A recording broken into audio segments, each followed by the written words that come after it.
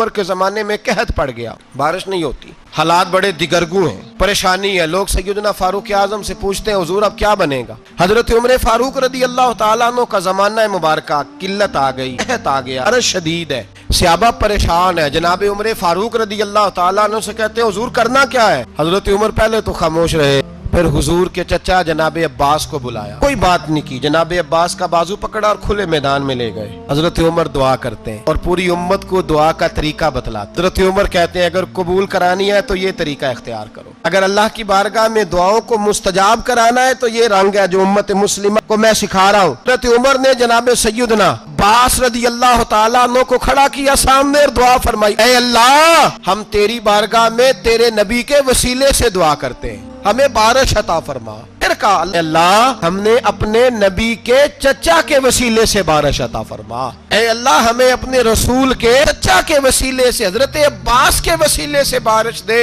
صحابہ کہتے ہیں جب ہم گئے تھے دعا مانگنے تو خشک سالی تھی، اور جب گھروں کو آ رہے تھے تو ہمارے کپڑے بارش سے بھیگ چکے تھے۔ کے وسیلے سے حضرت عباس، اچھا یہ بات یہاں قابل غور ہے، حضرت عمر کے وسیلے سے بھی دعا ہو سکتی ہے، دعا سیدنا عمر فاروق کے وسیلے سے بھی، لیکن حضرت عمر رضی اللہ تعالیٰ عنہ نے نبی پاک کے چچا، چونکہ حضرت عباس جب آیا کرتے تھے تو حضور کھڑے ہو کے استقبال فرماتے تھے آپ کو دیکھتا ہوں تو مجھے اپنے والد کی یاد آتی ہے۔ حضرت سیدنا عمر نے بتلایا کہ میں اس کو لے کے جا رہا ہوں جو نبی پاک کے زیادہ قریب ہے، جو حضور کے زیادہ قریب ہے، ان کے وسیلے سے دعا فرمائی۔ امت کو کیا درس دیا؟ جو بھی حضور کے قریب ہو اس کے وسیلے سے دعا کرو، اللہ تمہیں آسانیاں نصیب فرمائے گا۔ حضرت عثمان ابن حنیف، میں نبی پاک کے پاس بیٹھا تھا تو ایک نابینا صحابی آئے، عرض کرنے لگے یا رسول اللہ صلی اللہ علیہ وسلم میں نابینا ہوں، میرے لیے دعا کریں، اللہ مجھے آنکھیں عطا فرمائے، دعا کریں۔ اب حضور نے پتہ کیا کہا؟ نبی پاک نے فرمایا دو باتیں ہیں، یا تو صبر کر لے میں دعا کر دیتا ہوں، صبر کرے گا تو اللہ جنت دے گا،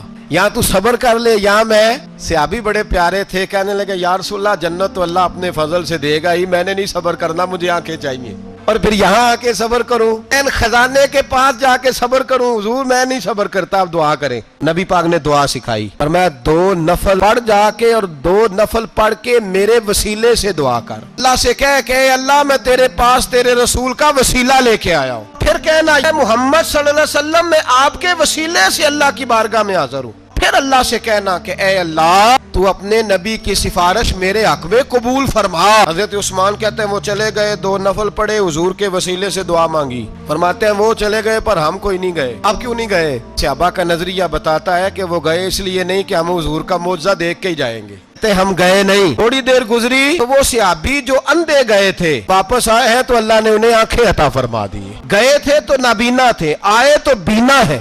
آدم علیہ السلام زمین پہ تشریف لائے تو 300 سال نگاہ اٹھا کے آسمان کی طرف نہیں دیکھا، شرم آتی ہے مجھ سے غلطی ہو گئی، اور پھر روتے رہے 300 سال۔ پھر اللہ نے جناب آدم کو کچھ کلمے سکھائے جس کی برکت سے توبہ قبول کی۔ وہ کلمے کیا تھے؟ امام حاکم فرماتے ہیں وہ کلمے یہ تھے کہ جناب آدم کے دل میں اللہ نے ایک دن بات ڈالی، خود بات ڈالی اللہ نے دل میں۔ حضرت آدم کہنے لگے اے اللہ میں نے آنکھ کھول لی تھی تو جنت کے دروازے پہ میں نے لکھا ہوا دیکھا تھا لا الہ الا اللہ محمد رسول اللہ صلی اللہ ہو، جنت کے ہر پتے پر درخت پر میں نے لکھا دیکھا تھا لا الہ الا اللہ محمد رسول اللہ۔ جناب آدم کہنے لگے اے اللہ وہ جو رسول جن کا نام تو نے جگہ جگہ لکھا ہے ان کے وسیلے سے ہی میری توبہ قبول فرما۔ رب کریم نے فرمایا اچھا حبیب کی بات کرتے ہو، چلو آدم جا میں نے تیری توبہ قبول کی، میں ہوئی بڑا مہربان، ہوئی بڑی توبہ قبول کرنے والا۔ شیخ سعدی فرمایا کرتے تھے اگر تیرے باپ کی توبہ جناب آدم کی توبہ مصطفیٰ کے وسیلے سے قبول ہوتی ہے تو کیوں انکاری ہو گیا ہے؟ تو کیوں انکاری ہو گیا ہے؟ کیوں نہیں حضور کا وسیلہ مانگتا؟